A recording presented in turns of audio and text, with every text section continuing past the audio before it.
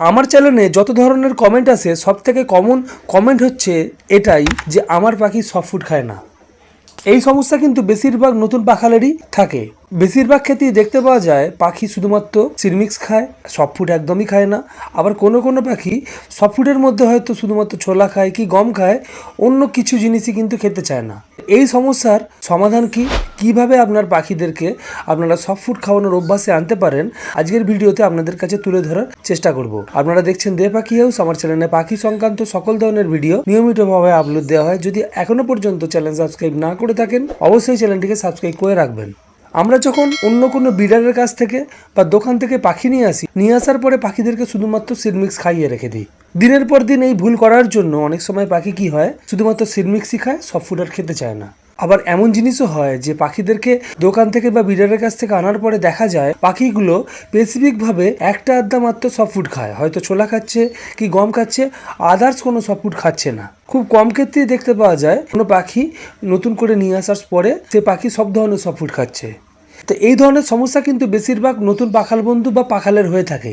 পাখি যদি শুধুমাত্র সিডমিক্স খায়, কোনো ধরনের সফট ফুড না খায়, তাহলে সেই পাখির হেলথ কখনোই ভালো থাকে না। সেই পাখি অল্প ওয়েদার চেঞ্জিংয়েতেই রোগগ্রস্ত হয়। আরেকটা বড় জিনিস, এই ধরনের পাখিগুলো কিন্তু ব্রিডিং সিজনে গিয়ে আপনাকে কখনোই ভালো ব্রিডিং রেজাল্ট দিতে পারবে না। যদি বাজরিগার পাখির ক্ষেত্রে এই জিনিসটা হয়, দেখবেন বাজরিগার পাখি 7-8টা ডিম পেড়ে দিচ্ছে, কিন্তু সেই ডিম ফুটে 2 কি 3টে বাচ্চা ফুটবে। লাভবার্ড পাখির ক্ষেত্রেও সেম, পাখি দেখবেন 5টা ডিম পারলে 1টা কি 2টো বাচ্চা ফুটছে সেই ডিম থেকে। তো এখানে করণীয় কি, কিছু টেকনিক আপনারা ফলো করতে পারেন। কিছু টেকনিক যদি ফলো করেন তাহলে আশা রাখা যায় আপনার পাখিগুলো খুব সহজেই সফট ফুড খাওয়ার অভ্যাসে চলে আসবে। প্রথমেই আপনাদেরকে বলে রেখে দিই, এই ধরনের টেকনিক কখনোই ব্রিডিং সিজন চলাকালীন পাখির ক্ষেত্রে অ্যাপ্লাই করবেন না। ব্রিডিং সিজন চলাকালীন যদি পাখির ক্ষেত্রে অ্যাপ্লাই করেন তাহলে আপনার বক্সের ভিতরে থাকা বাচ্চা মারা যেতে পারে। তো আপনারা চেষ্টা করবেন এই সময় পাখিদেরকে সফট ফুড খাওয়ানোর অভ্যাসে নিয়ে আসার, যখন ব্রিডিং সিজন চলবে না, যখন পাখিদের রেস্ট টাইম অর্থাৎ সামার সিজন, এই সময় আপনারা ট্রাই করতে পারেন।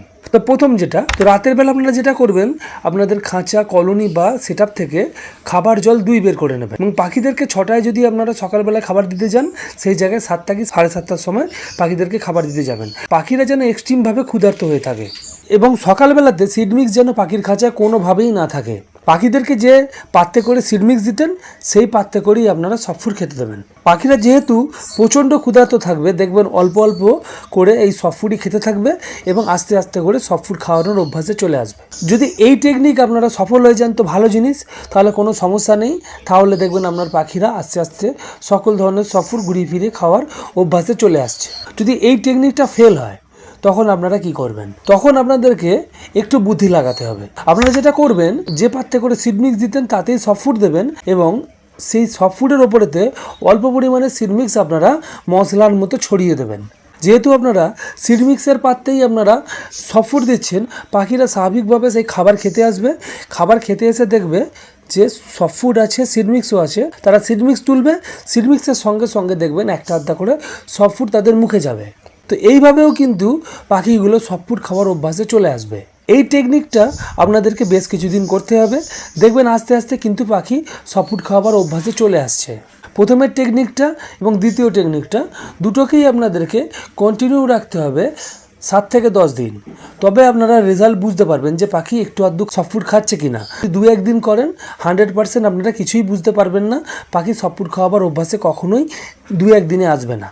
3 নম্বর যে টেকনিকটি, এটা সব থেকে কার্যকরী টেকনিক বলে আমি মনে করি। এই টেকনিকটা আপনারা যদি ফলো করেন তাহলে 100% আপনার পাখি সকল ধরনের সফট ফুড খাওয়ার অভ্যাসে চলে আসবে। এই টেকনিকটা তখনই সফল হবে যদি আপনার কাছে এমন কোনো জোড়া পাখি থাকে যে সব রকমের খাবার খায়।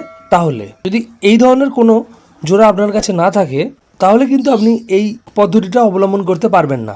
ধরুন আপনার কাছে এক জোড়া ভালো বাজরিগার বা বদ্রি পাখি রয়েছে, যে পাখিগুলো সকল ধরনের খাবার খায়, সকল ধরনের, আপনি যে খাবারটি দেন না কেন সকল ধরনের খাবার পেয়ে থাকে আপনার ওই বাজরিগার পাখি।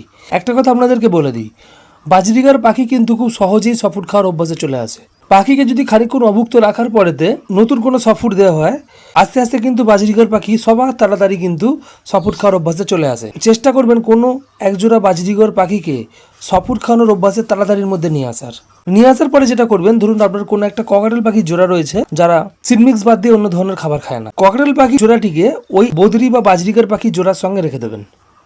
ককাটেল এবং বাজরিগার পাখি বা বদরি পাখি একই সঙ্গে থাকবে, কোনো সমস্যা নেই, এরা সেইভাবে মারামারি করবে না। পাখিকে যখন আপনি খাবার দেবেন, দেখবেন বাজরিগার পাখি সকল ধরনের খাবার যেহেতু খায় সবার প্রথমে আসবে সেই খাবার খাবে। ককাটেল পাখি দেখা দেখি দেখবেন খাবার খেতে আসবে। এই জিনিসটা দেখতে দেখতে দেখতে দেখতে একটা সময় বাজরিগার পাখির সঙ্গে থাকতে থাকতে আপনার ওই ককাটেল পাখিটিও কিন্তু সহজেই সকল ধরনের খাবার খাওয়ার অভ্যাসে চলে আসবে। পাখিরা কিন্তু দেখবেন সব থেকে ভালো কপি করে।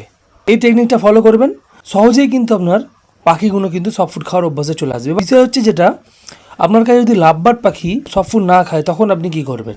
লাভবার্ড পাখির সঙ্গে তো আপনি বাজিগর পাখিকে একসঙ্গে রাখতে পারবেন না, মারামারি করবে। যদি আপনার কাছে কোনো এক জোড়া লাভবার্ড পাখি সকল ধরনের সফট ফুড খায়, এই ধরনের লাভবার্ড এর জোড়া যদি আপনার কাছে থাকে, তাহলে আপনি আপনার কাছে থাকা সকল লাভবার্ড পাখির জোড়াকে সফট ফুড খাওয়ার অভ্যাসে সহজেই নিয়ে আসতে পারবেন। যে লাভবার্ডের জোড়াটি সকল ধরনের সফট ফুড খায়, সেই জোড়াটিকে প্রথমে আপনি একটা বড় ফ্লাইং কেজে রাখবেন। তার সঙ্গে আপনার কাছে আরও যদি 4 জোড়া লাভবার্ড থাকে তারা সফট ফুড খায় না, সেই পাখিগুলোকেও একই সঙ্গে ছেড়ে দেবেন। সেমভাবে পাখিদেরকে আপনারা সফট ফুড দেবেন। তখন দানার পাত্র কিন্তু খাঁচা একদম রাখবেন না। দেখবেন যে জোড়াটি সফট ফুড খায় সে সফট ফুড খেতে আসবে, তার দেখা দেখি অন্যান্য জোড়াগুলো আসবে। প্রথম খাবার মুখে তুলবে, খাবে না, আস্তে আস্তে দেখতে দেখতে কিন্তু তারাও কিন্তু সকল ধরনের সফট ফুড খাওয়ার অভ্যাসে চলে আসবে। তো শেষের যে টেকনিকটার কথা আমি বলেছি, এই টেকনিকটা সবথেকে কার্যকরী টেকনিক, কিন্তু এতে একটা বড় সমস্যা রয়েছে, যেটা হচ্ছে যদি আপনার কাছে যতগুলো জোড়া পাখি রয়েছে সব জোড়া পাখি যদি সফট ফুড না খায়, তাহলে আপনি এই টেকনিকটা ফলো করতে পারবেন না। তাদেরকে চেষ্টা করতে হবে প্রথমের ওই টেকনিক, যে দুটো টেকনিকের কথা আমি বলেছি, ওই দুটো টেকনিককে বেশ কিছুদিন করে যেতে, তাহলে দেখবেন আস্তে আস্তে পাখি সফট ফুড খাওয়ার অভ্যাসে চলে আসবে। ভাববেন না যে এক সপ্তাহ ওই টেকনিক দুটোকে ফলো করলেই আপনার পাখি সফট ফুড খাওয়ার অভ্যাসে চলে আসবে। সেটা 1 মাস কি 2 মাসও হতে পারে। যতদিন না আপনার পাখি সফট ফুড খাওয়ার অভ্যাসে আসছে, ততদিন এই জিনিসটাকে আপনাকে কন্টিনিউ করে যেতে হবে। আর একটা কথা আপনাদেরকে বলে রেখে দিই, প্রথমে যে দুটো টেকনিকের কথা আমি বলেছি, সে দুটো টেকনিক যখন আপনি অ্যাপ্লাই করবেন আপনার পাখির উপরে, তখন যেন খাঁচার ভিতরেতে কোনোভাবে সিড মিক্স না থাকে। শুধুমাত্র সফট ফুডই দেবেন। সিড মিক্স থাকলে পাখিরা সিড মিক্স খেয়ে নেবে, কিন্তু সফট ফুড খাবে না, খাবার অভ্যাসেও আসবে না। এই কটা টেকনিককে আপনারা ফলো আপ করুন, দেখবেন আপনার পাখিগুলো খুব সহজেই সফট ফুড খাওয়ার অভ্যাসে চলে এসেছে। আর সফট ফুড খাওয়ার অভ্যাসে যদি আপনার পাখি চলে আসে, দেখবেন সেই পাখি সহজে অসুস্থ হবে না। ব্রিডিং সিজনে গিয়ে ভালো ব্রিডিং দিচ্ছে আপনাকে, সেই জোড়া পাখির থেকে উৎপন্ন বাচ্চা দেখবেন খুব হেলদি হবে, মারা যাবে না। পাখির ফেদার কোয়ালিটি ভালো থাকবে, পাখির হেলথ ভালো থাকবে, পাখি দেখবেন সবসময় চনমনে থাকবে। এই ছিল আজকে ছোট্ট ইনফরমেটিভ ভিডিও। যদি ভিডিও ভালো লাগে একটা লাইক অবশ্যই করবেন। চ্যানেলে নতুন হলে অবশ্যই চ্যানেল সাবস্ক্রাইব করে রাখবেন।